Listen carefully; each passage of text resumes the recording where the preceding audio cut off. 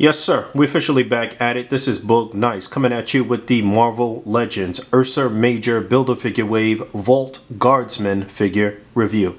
Let's do it. This ain't for no scalper. You a scalper? Then fuck out shit. This one's for them real collectors. That's army building and posing figures. Marvel Legends, imports, mini matey, I'm fucking with them.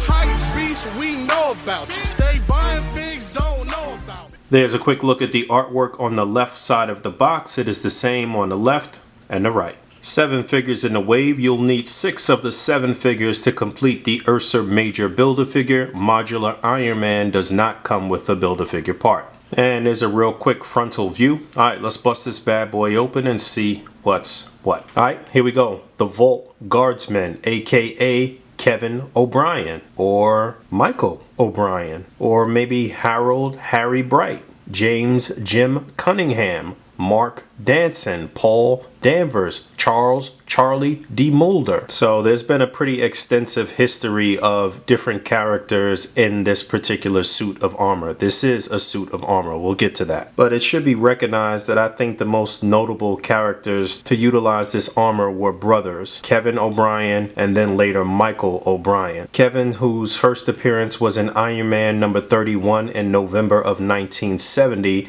was created by writer Alan Brodsky and artist Don Heck. Now, his brother Kevin was first seen in Iron Man number 82 in January of 1976, but then he appeared in the Guardsman armor in Iron Man number 97. He was created by writer Len Wein and artist Herb Trimpe. Now, Kevin, boys and girls, is what we would call a He was originally working for Stark Industries after Stark recognized his potential. He had built like this stun gun or stun ray that was like a non-lethal way to disperse a crowd. Tony gave him a job. He ended up becoming like the head of research at Stark Industries and their like Long Island facility. He became friends with Tony, but then he let a woman and money mess with his head. Oh, and Stark had created this suit of armor for him as a backup after he had saved Tony's life a couple of times. So he gave him a suit of armor to say, all right, if things get hairy, you could throw on a suit of armor and you can assist me, basically. He tried to do like a hostile takeover of the company with some of the board members, ended up attacking the board members. Tony tried to stop him, engaged him in battle. At some point, some truck or something blew up and he was killed. So his brother, Michael O'Brien, trying to exact revenge, ends up donning the suit and trying to take out Tony as well. I do believe that they both had went a little nuts because of some type of implant or some type of operating device in the suit. According to his bio on the back of the package, which reads, with armor equipped with repulsor rays, high carbon steel alloy, mesh and radiation shielding, Vault Guardsman sets his sights on the complete destruction of Iron Man. Yeah, because of that bio, I'm thinking that Hasbro was kind of going for the Michael O'Brien version of the Vault Guardsman. However, after that whole episode between the two brothers, this armor was kind of mass produced and it was used for a bunch of different characters as they were guards for the Vault prison. So similar to Iron Man armor, at least at some of the base levels, it did grant the user superhuman strength, durability, flight, and some low like yield repulsor rays. Obviously not as strong as Iron Man's armor, but sufficient enough to deal with some of the criminals locked up in the vault. Sorta. Guardsman is packed in with the left arm to complete the Ursa Major Build-A-Figure. But yeah, based on the fact that the suit or suits similar to the original design ended up being worn by several different people, you can use this figure as Kevin or Michael O'Brien, or you can army build this and use them as just indiscriminate guards for your vault setup. As you can see, he's also packed in with this pistol. Correct me if I'm wrong, but I feel like we've received this before with some other figure. I don't know, but a pretty basic design, just green on top of green here. New head sculpt. The visor is actually a separate part. You could probably actually peel that off from the head, but I wouldn't recommend that. To me, this looks like it's the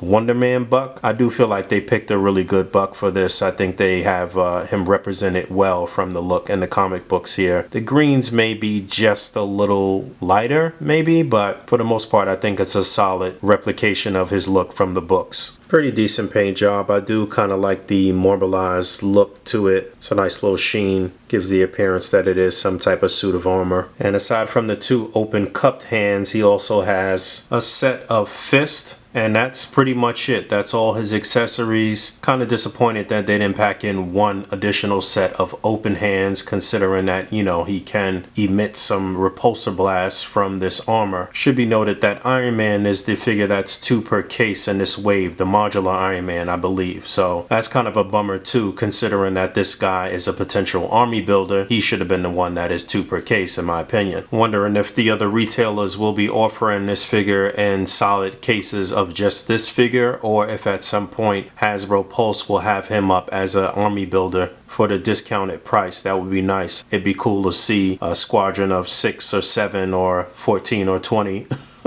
of these flying together or together trying to quell some type of disturbance or threat. I can see a lot of cool ACBA shots coming up with these guys. There's a quick look at that bull peg. Get him to look down about that far. Left to right, pivot, no real issue with the head. Tilt back pretty far. You could actually pop the head off, put the neck peg all the way back and kind of half it on the joint to really get it up far. Shoulders can go up that far. You do get an upper bicep swivel. Deep double jointed elbow, swivel and hinges on both wrists. Ab crunch forward, back, waist swivel, T-joint at the pelvis, leg will come up that far, upper thigh swivel, rotation at the upper boot, a hinge, and a pivot on the foot. And like I said, I do like the marbleized look throughout, but the paint is a little choppy in some areas, and the bend of the forearm down here by the boots. There are a few little nicks and minor paint imperfections, but nothing crazy. And real quick, somebody asked me about Iron Man, his head neck articulation. So this is me kind of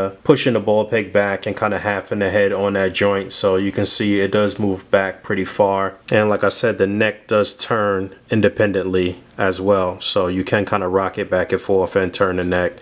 Push this all the way back and just kind of half the head on there for flight. And there's the shoulders and ab articulation for Iron Man. Somebody asked about that too, even though I showed off the articulation with a bunch of different poses. But you do kind of have to like tuck the shoulders in just a little bit so they don't scrape. Like I said, it was a little wonky like the Grim Reaper buck. All right, let's get a one and done here. On the far left is Venom from I don't know what wave. Then we have the updated AI Tony Stark Iron Man, which is actually the more kind of comic accurate look for this Iron Man armor. He came in the Mr. Hyde Build-A-Figure wave. We have the Logan body from the Logan and Professor X 2-pack with the 80th anniversary unmasked Tony Stark head, the Vault Guardsman, his wave mate, modular Iron Man, and on the far right, the Walgreens exclusive Silver Centurion Iron Man. So we getting there in terms of Iron Man armors. This is a Iron Man heavy kind of wave, I suppose. I threw Venom in here because he did actually tear up a bunch of the Vault Guards at one point. We do need an updated Venom on that sort of like MCU Venom buck. I hope we get that soon, and I hope that the next Iron Man armor that they put out is the Extremis armor. Speaking of which, during the Extremis run, Iron Man had actually some like shield agents that he gave Extremis tech to, and they had sort of like semi-armor upgrades. I've talked about this before, so that was kind of like an ode to the Vault Guardsman armor, I feel like. But yeah, solid figure, decent figure here, one that should be fun to army build. Not much to write home about, not a lot of accessories or anything like that, but you'll need him if you want to complete the Ursa Major Build-A-Figure, and it's one I would still recommend. So thanks for hanging out. As always, rate, comment, and subscribe. Hit that bell down there, and until next time, peace. I'm in the game, I'm grinding, I got to play 24 hours in a day, 7 days out the week, I never sleep. I'm on my grizzly bear, 52 weeks out the year, yeah.